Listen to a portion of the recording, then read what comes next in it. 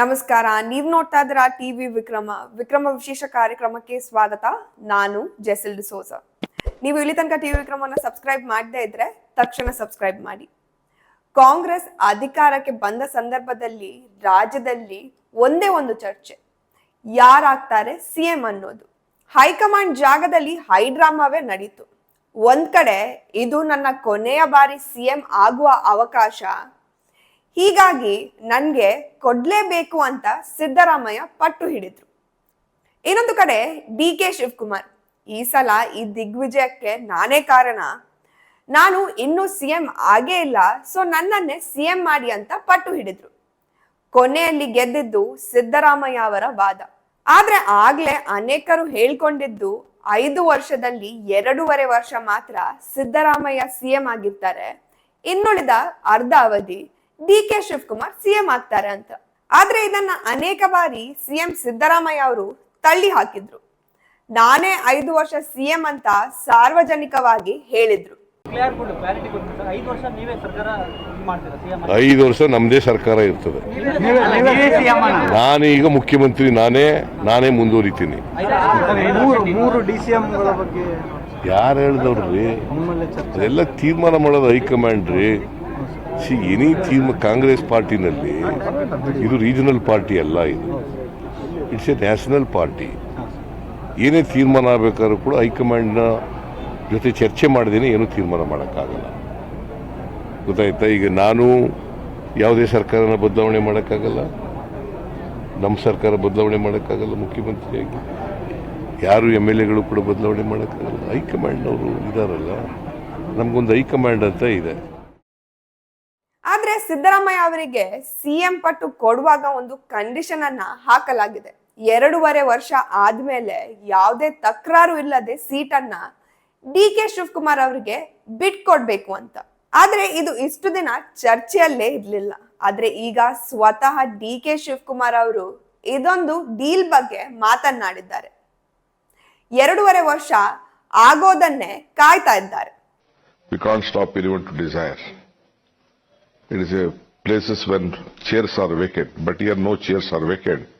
As far as Congress party is concerned, it is only the High Command who takes the decision. It is not, we can't speak our political positions on media or with any of our friends. It is ultimately a group of 3-4 people looking at the aspirations of the people. They decide who has to lead the state and who has to lead the party. Now, if you see, I know my strength and I know my weakness. Both I know. I don't want to tell. My strength is whatever I could have taken up the responsibility, I have delivered. Whatever my weakness is, I never blackmail the High Command. I just go by my party decision. We never try to do any wrong against the party, this one. See, ultimately, I have some love for Gandhi family, because Gandhi family has kept this party united. I have to bow my head to the loyalty. I feel that the loyalty will pay royalty one day, and I'm still waiting for that. I have confidence in it. No, not forever. We have some understanding. I don't want to discuss on media. Let us meet on the day. DK. Shivakumar ಅವರು ಕನ್ನಡ ಮೀಡಿಯಾಗಳಿಗೆ ಅನೇಕ interviews ಗಳನ್ನ ಕೊಟ್ಟಿದ್ರು ಕೂಡ ಎಲ್ಲಿಯೂ ಈ ಒಪ್ಪಂದದ ಬಗ್ಗೆ ಮಾತೇ ಆಡಿರ್ಲಿಲ್ಲ. ರಾಜಕಾರಣವೇ ಹಾಗೆ, ಎಲ್ಲಿ ಏನೇನೋ ಮಾತಾಡ್ಬೇಕು ಅನ್ನೋದು ಸ್ಪಷ್ಟವಾಗಿ ಗೊತ್ತಿರುತ್ತೆ. ರಾಷ್ಟ್ರೀಯ ವಾಹಿನಿಯಲ್ಲಿ ಮಾತಾಡಿದ್ರೆ ಆ ಮಾತು ರಾಷ್ಟ್ರದ ಮೇಲೆಗೆ ಹೋಗುತ್ತೆ ಅನ್ನೋದು ಡಿ.ಕೆ. ಶಿವಕುಮಾರ್ ಅವರ ಲೆಕ್ಕಾಚಾರ. ಹಾಗೆ ಇದೊಂದು ಮಾತು ಬಂದಿರೋದು ಸನ್ನಿವೇಶ ಎಂತದ್ದು ಗೊತ್ತಾ? ಸಿದ್ದರಾಮೋತ್ಸವ ಮಾದರಿಯಲ್ಲಿ ಒಂದು ಸಮಾವೇಶ ಮಾಡಬೇಕು ಅಂತ ಸಿದ್ದರಾಮಯ್ಯ ಅವರ ಬೆಂಬಲಿಗರು ರೆಡಿ ಆಗಿದ್ದಾರೆ. ಪೋಸ್ಟರ್ ವಾರ್ ಕೂಡ ಶುರುವಾಗಿದೆ. ಯಾಕಾಗಿ ಸಿದ್ದರಾಮಯ್ಯ ಅವರ ಸಮಾವೇಶ ಅನ್ನೋದಕ್ಕೆ ಒಂದು ಕಾರಣ ಇದೆ. ಲೆಕ್ಕಾಚಾರದಂತೆ ಹೈಕಮಾಂಡ್ ಸಿದ್ದರಾಮಯ್ಯ ಅವರಿಗೆ ಕೊಟ್ಟಿರೋದು 2.5 ವರ್ಷ ಮಾತ್ರ ಅನ್ನೋದು ಮಾತುಗಳಿವೆ. ಅಂದ್ರೆ ಈ ಬೃಹತ್ ಸಮಾವೇಶ ಮಾಡಿ ಬಿರಿಯಾನಿ ಕಾಸು ಕೊಟ್ಟು ಜನರನ್ನ ಕರೆಸಿ ನೋಡಿ ಈ ಜನ ಬೆಂಬಲ ಹೇಗಿದೆ, ಇಂತಹ ಸಿದ್ದರಾಮಯ್ಯನ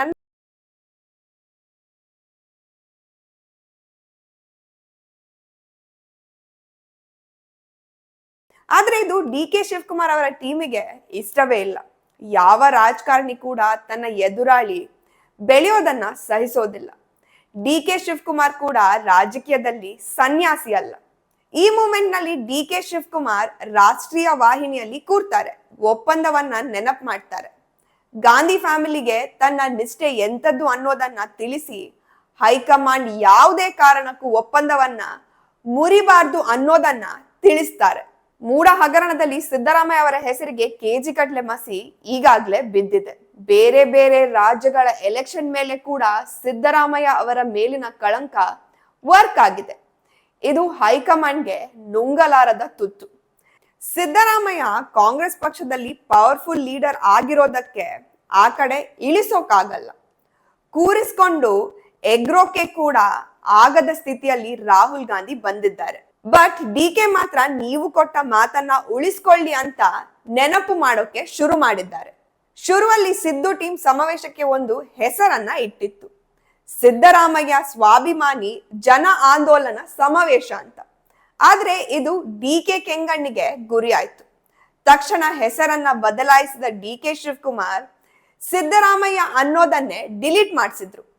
ಸ್ವಾಭಿಮಾನಿ ಒಕ್ಕೂಟಗಳ ಜಂಟಿ ಆಶ್ರಯದಲ್ಲಿ ಜನ ಕಲ್ಯಾಣ ಸಮಾವೇಶ ಅಂತ ಚೇಂಜ್ ಮಾಡಿದ್ರು. ವ್ಯಕ್ತಿ ಪೂಜೆಯನ್ನ ಡಿ ಕೆ ಮೊದಲಿನಿಂದಲೂ ವಿರೋಧಿಸಿಕೊಂಡು ಬಂದಿದ್ದಾರೆ. ಈಗ ಚಿಂತೆ ಮಾಡಬೇಕಾಗಿರೋದು ನಾವಲ್ಲ, ನೀವಲ್ಲ, ಸ್ವತಃ ಸಿದ್ದರಾಮಯ್ಯನವರು. ಇಷ್ಟು ದಿನ ಹೋದಲ್ಲಿ ಬಂದಲ್ಲಿ ನಾನೇ 5 ವರ್ಷ ಸಿಎಂ ಅಂತ ಹೇಳ್ಕೊಂಡು ಬಂದಿದ್ದ ಸಿದ್ದರಾಮಯ್ಯಗೆ ಡಿ ಕೆ ಶಿವಕುಮಾರ್ ಕೌಂಟರ್ ಕೊಟ್ಟಿದ್ದಾರೆ. ಬಹುಶಃ ಹಾಸನದಲ್ಲಿ ಸಮಾವೇಶ ಸಿದ್ದರಾಮಯ್ಯನವರ ಬೀಳ್ಕೊಡುಗೆ ಸಮಾವೇಶ ಆದ್ರೂ ಆಶ್ಚರ್ಯ ಇಲ್ಲ. ಟಿವಿ ವಿಕ್ರಮ, ದೇಶ ನಿಮ್ಮ ಕೈಯಲ್ಲಿ. ಈ ಕಾರ್ಯಕ್ರಮ ನಿಮಗೆ ಇಷ್ಟ ಆಗಿದ್ದಲ್ಲಿ ಲೈಕ್, ಶೇರ್ ಹಾಗೂ ಕಮೆಂಟ್ ಮಾಡಿ. ಟಿವಿ ವಿಕ್ರಮದ ಕಾರ್ಯಕ್ರಮಗಳನ್ನು ನಿರಂತರವಾಗಿ ವೀಕ್ಷಿಸಲು ಸಬ್ಸ್ಕ್ರೈಬ್ ಮಾಡಿ, ಬೆಲ್ ಐಕನ್ ಒತ್ತಿ.